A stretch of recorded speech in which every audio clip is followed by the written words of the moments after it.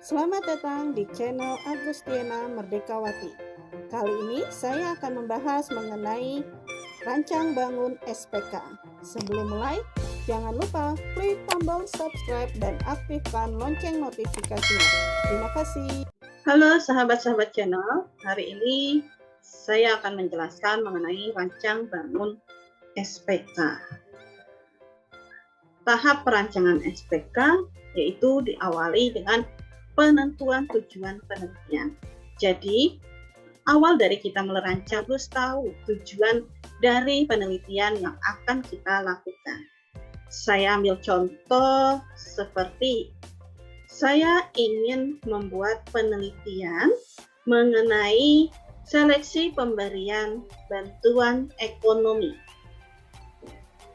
Berarti tujuan saya adalah bagaimana penelitian saya dapat menyeleksi untuk anggota ya, dalam menentukan penentuan bantuan ekonomi agar pada saat bantuan ekonomi tersebut didistribusikan itu tepat sasaran.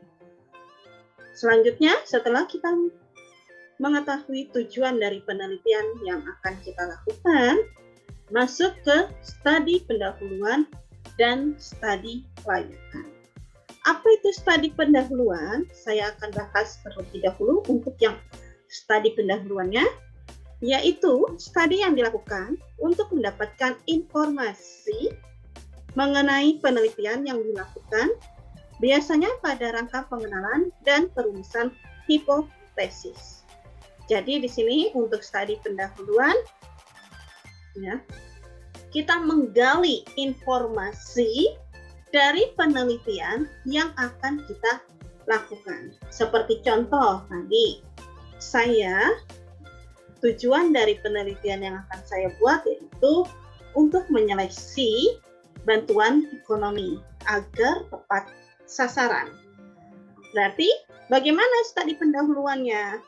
Di sini saya lakukan penggalian informasi seperti saya melakukan wawancara.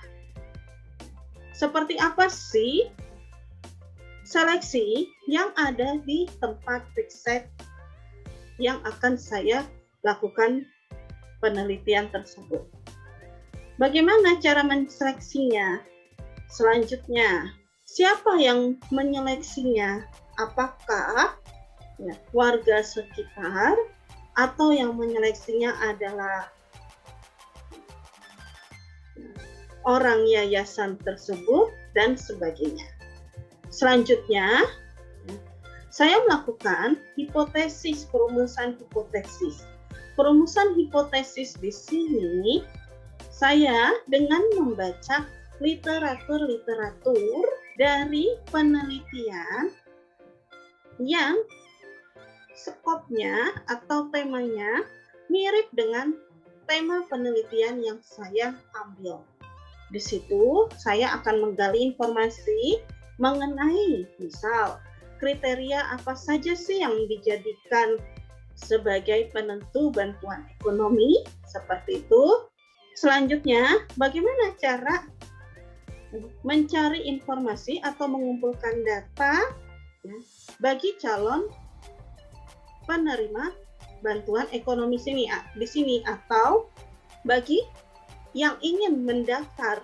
Bagaimana caranya mereka ingin mendaftar menjadi atau penerima bantuan ekonomi? Di situ saya membaca literatur dari penelitian yang sebelumnya. Seperti saya membaca buku, saya membaca suatu jurnal, seperti itu. Ya. Selanjutnya kita masuk ke manfaat studi pendahuluan. Manfaat studi pendahuluan di sini yaitu yang pertama untuk mengetahui apa yang akan diteliti. Yang kedua, untuk mengetahui di mana dan kepada siapa informasi tersebut dapat diperoleh. Selanjutnya, untuk mengetahui bagaimana cara memperoleh data atau informasi. Berikutnya, dapat menentukan cara yang tepat untuk menganalisa data. Yang terakhir, ya, manfaat dari studi pendahuluan yaitu mengetahui cara mengambil kesimpulan. Saya akan bahas satu persatu di sini. Mengetahui pasti apa yang akan diteliti. Tadi kan ya, konsep saya yaitu seleksi penerimaan bantuan ekonomi. Berarti yang akan diteliti adalah mengenai bagaimana cara penerimaan bantuan ekonomi. Bagaimana seleksinya? Seperti itu. Selanjutnya, mengetahui di mana penerimaan bantuan ekonomi tersebut terjadi dan kepada siapa. Saya memperoleh informasi tersebut. Saya ambil contoh. Tadi penerimaan bantuan ekonomi. Berarti lokasinya di mana yang tepat? Di sini saya melakukan riset misalnya di suatu yayasan. Berarti dari situ saya mulai menggali lagi. Saya mendapatkan informasi kepada siapa, bertanya dengan siapa. Bisa bertanya kepada salah satu pengurus yayasan. Seperti itu contohnya. Selanjutnya, saya menggali lagi dengan mencari tahu bagaimana saya memperoleh data informasi. Seperti contoh, saya memperoleh data calon pendaftar untuk menerima bantuan ekonomi. Selanjutnya, saya memperoleh data bagaimana proses seleksi penerima bantuan ekonomi tersebut, dan saya mengetahui data siapa yang melakukan proses seleksi terlebih dahulu. Siapa yang melakukan proses seleksi bantuan ekonomi tersebut. Jangan sampai nih seleksi bantuan ekonomi tersebut yang nantinya tidak tepat sasaran, seperti itu. Selanjutnya, menganalisa datanya. Seperti contoh, setelah saya dapat datanya, dari data tersebut, ya, saya pisah-pisah atau saya pilih mana yang dapat dijadikan sebagai bahan penelitian saya dan mana yang tidak, seperti itu. Selanjutnya, dari data-data tersebut bisa kita ambil kesimpulan, seperti itu. Selanjutnya, cara melakukan studi pendahuluan, ya.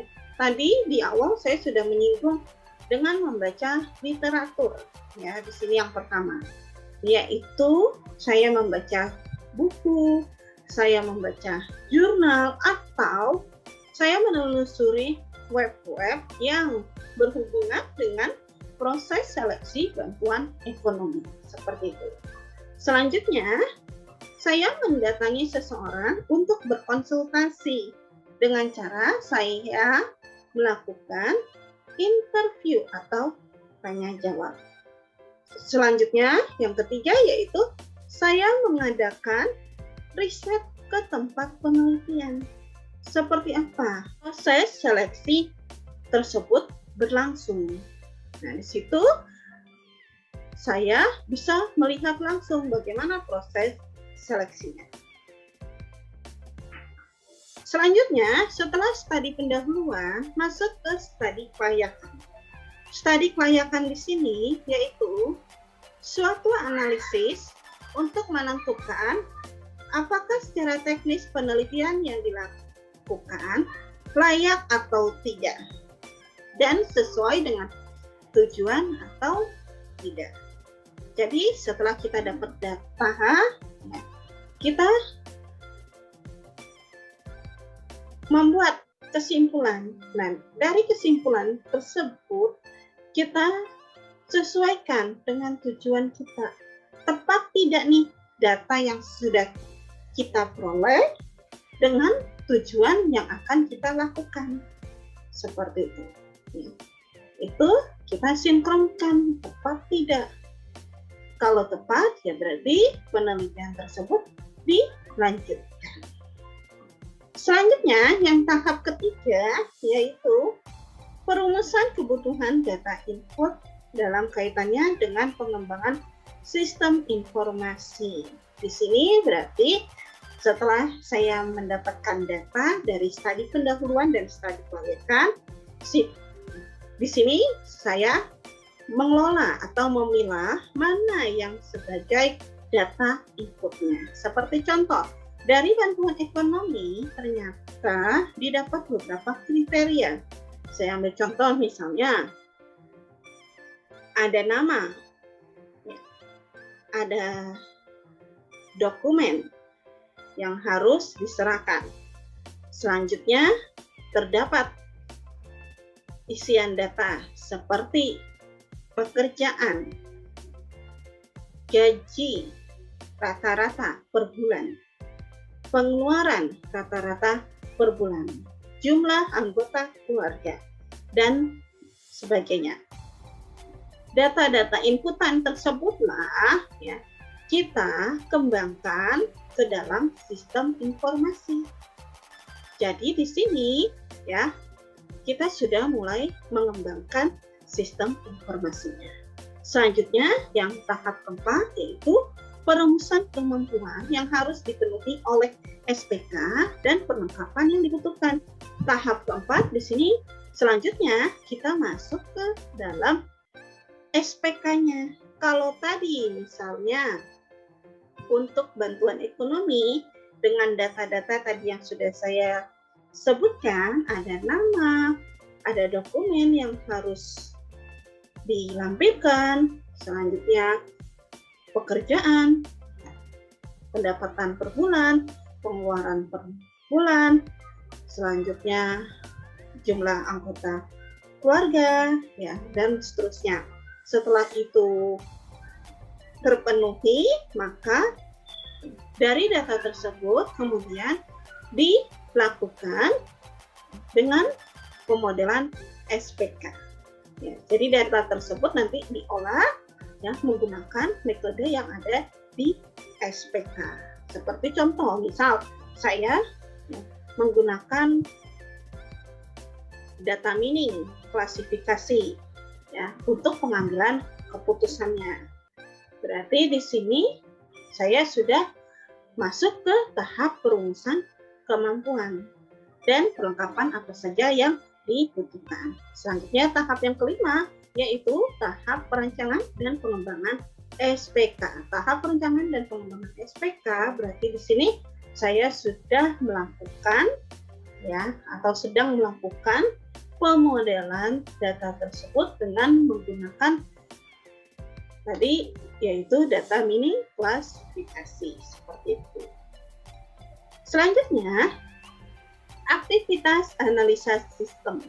Aktivitas analisa sistem di sini yaitu ada beberapa langkah. Jadi pada saat kita mau menganalisa sistem, maka yang harus kita lakukan yaitu mempelajari sistem yang ada dan merumuskan spesifikasi sistemnya.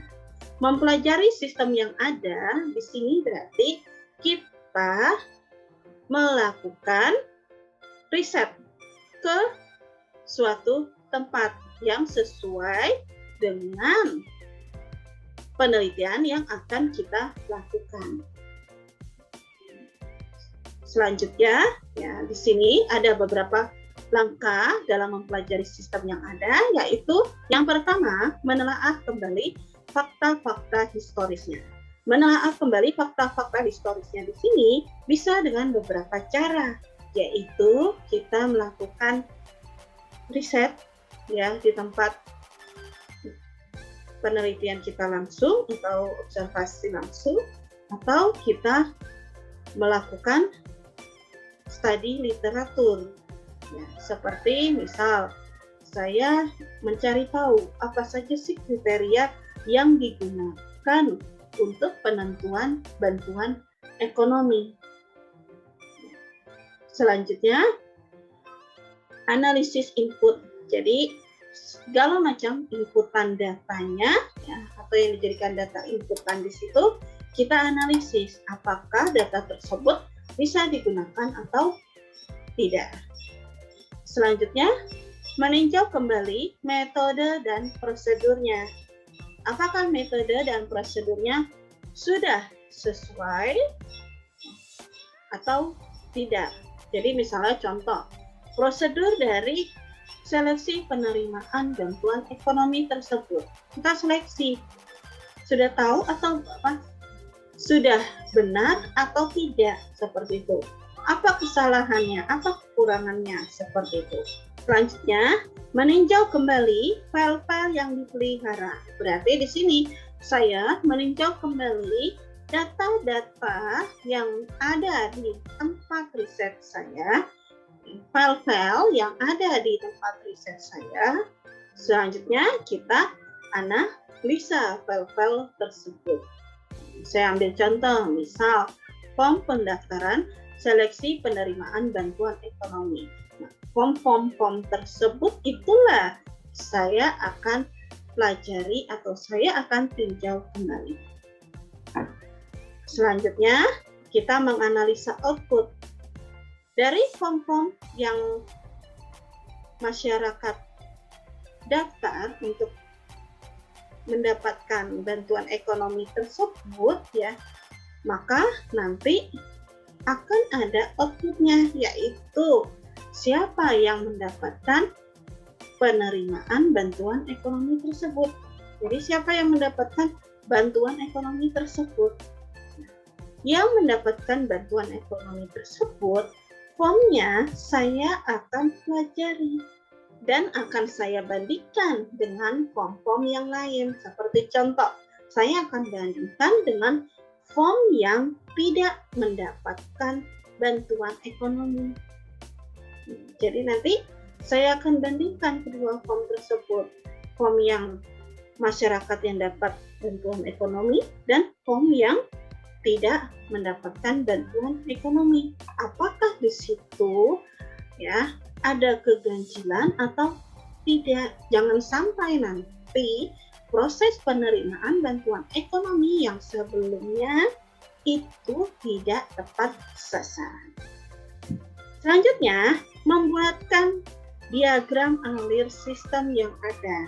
Membuat diagram alir sistem di sini berarti saya membuat ya, alur dari sistem penerimaan bantuan ekonomi tersebut. Selanjutnya, langkah dalam merumuskan spesifikasi sistem. Yang pertama, yaitu data masukan dari dokumen sumber. Jadi, semua data masukan harus berasal dari dokumen sumber. Metode dan prosedur yang menentukan hubungan data masukan terhadap file data dan file data terhadap keluaran sistem. Jadi, ya, harus sinkron antara file data yang masuk dengan file keluaran. Selanjutnya, file data yang dipelihara dan organisasinya dan keluaran yang dihasilkannya seperti apa. Ini untuk analisa sistemnya. Selanjutnya, kita melakukan perancangan konfigurasi sistem. Perancangan konfigurasi sistem yaitu meninjau kembali informasi pada sistem yang ada, lalu memilih satu dari 3 tingkatan teknologi pengembangan SPK, kemudian merancang 3 komponen teknologi SPK, yaitu database, model keputusan, dan model dialog yang sesuai dengan kebutuhan performansi sistem usaha. Berarti perancangan konfigurasi sistem di sini kita sudah atau kita masuk ke tahap pembuatan sistemnya seperti itu. Selanjutnya, beberapa dokumen penting yang harus ditetapkan dalam perancangan SPK yaitu kebijakan baru yang konsisten dengan tujuan SPK. Saya ambil contoh misal tadi penerimaan bantuan ekonomi seperti itu. Nah, di sini biasanya pada saat kita mau membuat penelitian terdapat kebijakan-kebijakan baru. Tapi kebijakan baru itu masih konsisten dengan tujuannya. Saya ambil contoh, misal pada seleksi penerimaan bantuan ekonomi di suatu yayasan yang sebelumnya tidak melampirkan KTP atau KK, di situ itu masih diperbolehkan. Tetapi karena di sini saya sudah ingin membuat penelitian mengenai sistem seleksi penerimaan bantuan ekonomi, berarti saya ajukan kebijakan yang baru. Misalnya, saya tambahkan harus ada melampirkan KTP atau KK, seperti itu. Selanjutnya, untuk penerimaan bantuan ekonomi yang biasanya cuma hanya dinilai dari gajinya saja, jikalau pendapatannya misalnya minim per bulan, maka itu yang mendapatkan bantuan ekonomi. Tetapi di sisi lain pada saat saya menganalisa ternyata timbul masalah baru. Masalah apa? Yaitu ada yang gajinya lumayan besar, saya ambil contoh 4 juta. Tetapi dia anggota keluarganya banyak. Misalnya anaknya, dia punya anak 4. Masih pada sekolah. Dibandingkan dengan yang gajinya 2 juta tetapi tidak mempunyai anak. Seperti itu. Nah, apakah di sini siapa yang mendapatkan bantuan ekonomi? Apakah yang gajinya dengan 2 juta atau yang bergaji 4 juta? Tapi yang 2 juta tidak punya anak, hanya anak dan hanya suami dan istri, tetapi kalau yang gajinya 4 juta ini dia mempunyai 4 orang anak yang masih sekolah. Seperti itu. Nah, kebijakan-kebijakan baru itulah menjadi suatu pedoman pada saat kita merancang SPK. Selanjutnya, masukkan data yang direncanakan. Data yang direncanakan seperti apa? Berarti tadi karena ada jumlah anggota keluarga, berarti data yang direncanakannya saya bertambah. Tidak hanya seleksinya berdasarkan gaji, tetapi juga ditambahkan data jumlah anggota keluarga, seperti itu. Selanjutnya, masuk ke metode dan prosedur yang baru. Selanjutnya, membuat database. Selanjutnya, membuat keluaran yang diperlukan. Berarti di sini kita harus membuat dulu konsep keluaran kita seperti apa pada saat nanti kita merancang SPK. Jangan sampai pada saat kita merancang SPK, tapi kita tidak tahu bentuk keluaran kita itu nanti seperti apa. Selanjutnya, pertimbangan peralatan. Pertimbangan peralatan di sini yaitu kebutuhan alat yang kita gunakan. Saya ambil contoh, proses penerimaan bantuan ekonomi. Berarti untuk masyarakat dapat mengisi form tersebut itu dengan cara apa? Apakah kita menyebar form atau kita membuat suatu website di mana nanti yang mau mendaftar bantuan ekonomi itu kita arahkan untuk mengisi melalui website tersebut, seperti itu. Selanjutnya masuk ke pendekatan perancangan konfigurasi sistem.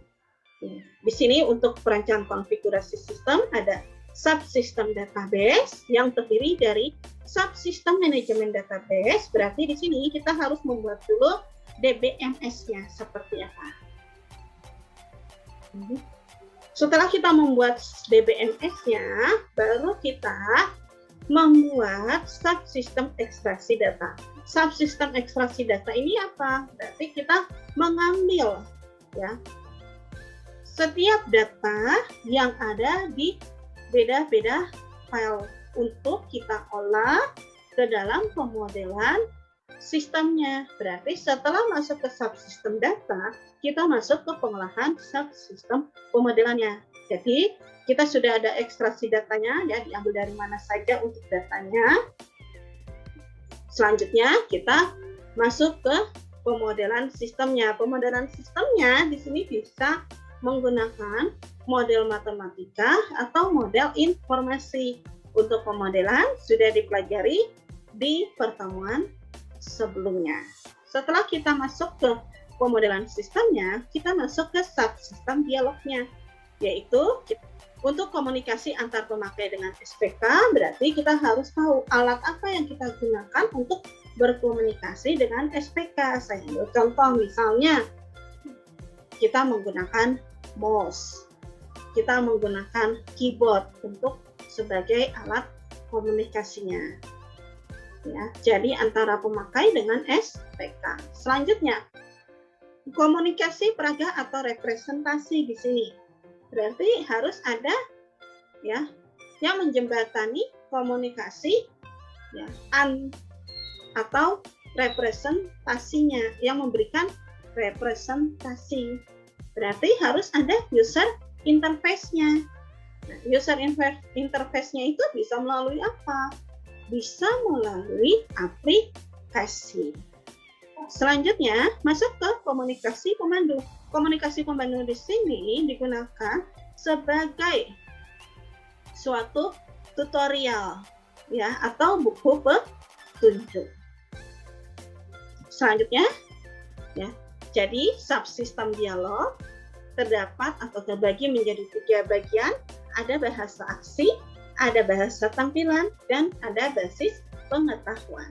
Bahasa aksi di sini yaitu suatu perangkat lunak yang digunakan untuk komunikasi dengan sistem.